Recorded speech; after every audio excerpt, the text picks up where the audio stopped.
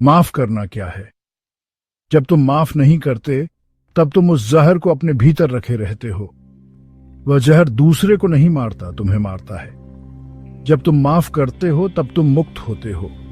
माफ करना कोई उपकार नहीं है, यह तुम्हारा ही भार हल्का करना है। तुम बार बार सोचते हो कि जिसने तुम्हें दुख दिया वह सजा पाए, पर तुम भूल जाते हो कि तुमने अपने ही भीतर नरक रचा है। बदले की भावना तुम्हें जलाती है और तुम जीते हो जलते हुए। ये जीवन नहीं है, ये मृत्यु है। ओशो कहते हैं, माफ करने का मतलब है ये समझना कि जो कुछ हुआ वह उस व्यक्ति की बेहोशी में हुआ। यदि वह सचेत होता तो वह ऐसा व्यवहार न करता। कोई भी व्यक्ति जो होश में है वह कभी किसी को पीड़ा नहीं दे सकता।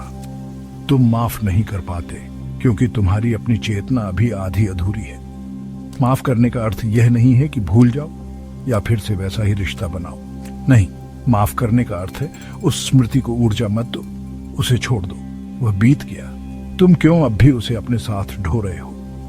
और आगे बढ़ने के लिए यह आवश्यक है कि तुम्हारे हाथ खाली हों।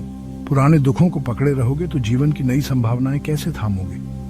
ओशो कहते हैं, माफ करना एक ध्यान है, ये कोई क्रिया नहीं है, ये एक अंतर्दृष्टि है।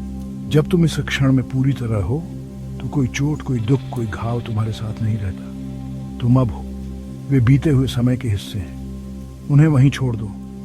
तुम जितना माफ करोगे उतना हल्का बनोगे, और हल्के होकर ही उड़ान संभव है। माफ करो अपने लिए और आगे बढ़ो अपने भीतर की ओर।